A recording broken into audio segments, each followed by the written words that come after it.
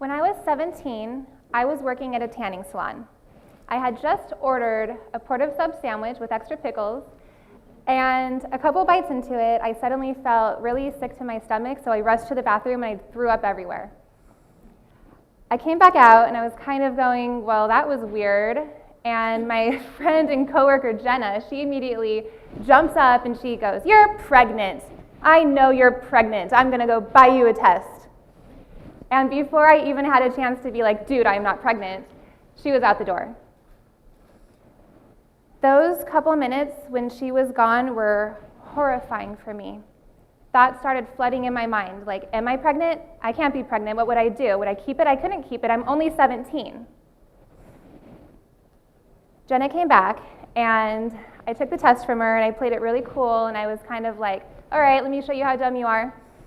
So I started making my way to the bathroom, and I was so nervous, my hands were shaking, and I even dropped the test on the floor. So I picked it back up, and I went in the bathroom, I did my thing, I peed on a stick, and I came back out, and we waited. We waited, and finally, after a couple minutes, we looked at the stick, and there, clear as day, 2 blue lines. So the first thing that I did was I picked up the phone and I called the 800 number on the box and I asked, okay, so what happens if you take a test and it says that you're pregnant, but you had just dropped the test like 5 minutes before? It could be broken, right? There was a pause on the line, and then I heard a man's voice tell me, "No, ma'am, you are probably pregnant." And that's when reality hit me. In the 2.5 seconds that it took some strange man on the phone to confirm my pregnancy, my life completely changed. I was no longer this Danny, the carefree teenager who wanted to go to beauty school and business school and open a fabulous hair salon. I was now Danielle, one of those girls, a teen mom who had just thrown away her future and ruined her life. And I wasn't the only person that viewed myself this way. My family would never let me forget it. All of my friends thought I was so stupid. And even through my pregnancy and even into motherhood, I would get judgmental glances or pity looks from strangers on the street. It really felt to me like the world just came together to tell me that I suck. And my story is actually very common. Every single year, just in America alone, almost 600,000 girls ages 15 to 19 have a baby. That means that within the next 10 years, 5.5 million children will be born to teenage mothers. We spend so much time and energy and money teaching things like abstinence and protection, but no matter what we do, teenage pregnancy still happens. Well, then what? We just give up on these girls? What if, instead of viewing a young mom as a complete failure, we could view her as something that she actually is, which is a young girl who is still dealing with all the crap that teenagers deal with: school, friends, family, hormones, but now she's raising a baby. And that is a lot for one girl to handle. This point in her life is really the most important because she has the ability to tip one of 2 ways. One, she can choose to give up. Why not? It's what everybody expects of her. Or 2, she can get strong and push through. She'll find motivation from her child, and when she finally does make it out on the other side, she will have the kind of wisdom and knowledge that only experience can give you. And then she'll be able to do anything. Statistics show that when a girl becomes a teen mom, most likely she will drop out of high school. When a girl becomes a teen mom, most likely she will get married young as well and probably have another child within 2 years. Her marriage will most likely be abusive physically and emotionally. Because of the young age, there's also a higher chance of adultery. And given all of those things, she'll probably end up divorced. Nevada also happens to have the highest teen pregnancy rate in the nation. I was born and raised in Las Vegas, Nevada. I got pregnant at 17. I dropped out of high school. I married my high school sweetheart at 18. I had another child within 2 years. I soon found myself in an emotionally and physically abusive marriage. I was cheated on multiple times, and by the time I was 22, I was divorced. I became a total statistic. And looking back now, I really think that I became a statistic because that is what was expected of me. I really thought that I was doing the right thing. I had just become a young mother, so how do I rectify that situation? I get married, of course. It'll fix everything. Now I have this little family. What's my next step? Have a child.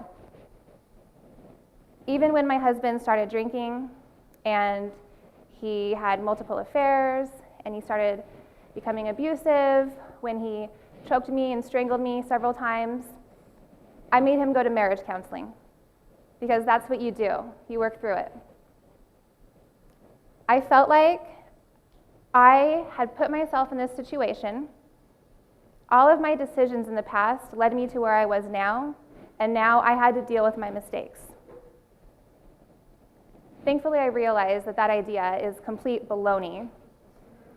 And when I was 21, I left my husband. I had no money, I had no job, I had no daycare, and I really had nowhere to go.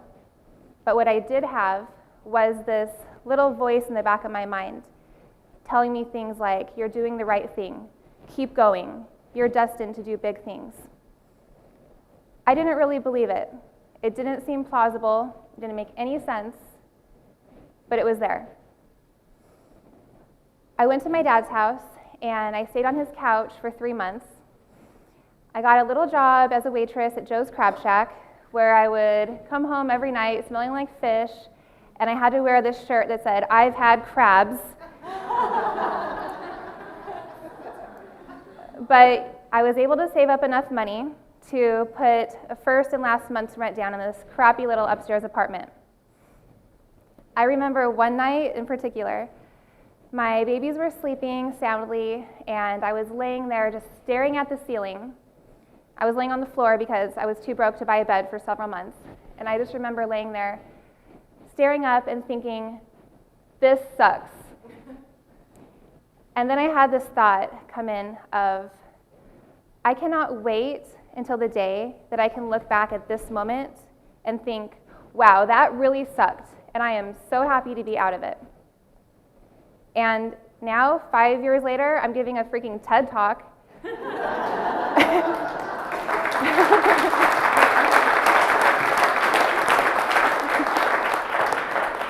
And I'm seriously questioning it, going part of me is why the hell am I here? I have no idea how I got here. But I'm grateful that I'm here. There's no way that I could have ever predicted that 5 years ago. But I think that that's just kind of the way that life works. If I had to narrow my big secret down to one thing that got me through the hard times and led me to where I am now, is that I was never willing to settle. I wouldn't settle for a crappy marriage. I wouldn't settle for welfare. I looked into getting on welfare at one point. I was told that I actually made too much money in my job that didn't even pay my bills. And I had the ultimatum to get another job that paid less or not be able to get benefits. So I didn't settle on welfare, and instead I spent a couple years working several different jobs, still just barely making ends meet. I was offered different employment advancements and opportunities, but I would never take them. I would just switch jobs or just stay where I was because I didn't want to settle for a job. Part of me in my heart really wanted to be an entrepreneur. So then I made the decision to reevaluate my life and reprioritize what I was doing. I kept working on my side jobs, but instead of going out, I stayed home, and instead of watching TV, I read books. I threw myself into reading books about business and marketing and psychology and web design, and today I am very proud to call myself an entrepreneur, and I feel blessed that I'm able to use my skills and my passion to help other young moms around the world empower their lives. For girls that are in my situation, that are in the situation that I was in right now, whether they just found out they were pregnant or they're in that downward spiral that happens after you have a baby, the thing that they have to remember is that this is when they're being tested. Right now, they have the power. Their past is behind them, and there's nothing that they can do to change it. But the good news is their future is completely in their hands. It is completely 100% up to them. However, we can all help. It really is the small, often overlooked things that can cause a young mom to tip either way. If we can change the way that we view and treat young mothers, it'll subconsciously change the way that they view and treat themselves. We're all here in this room because we want to change the world in some way, shape, or form. Not only are these girls themselves the future, but they're also raising the future. Within the next year, almost 600,000 girls ages 15 to 19 will have a baby. In 10 years, 5.5 million children will be born to teenage mothers. If we can offer support and encouragement to these girls rather than criticism and judgment, then we all can positively affect the lives of over 10 million people in a short amount of time. And that would definitely change the world. Thank you.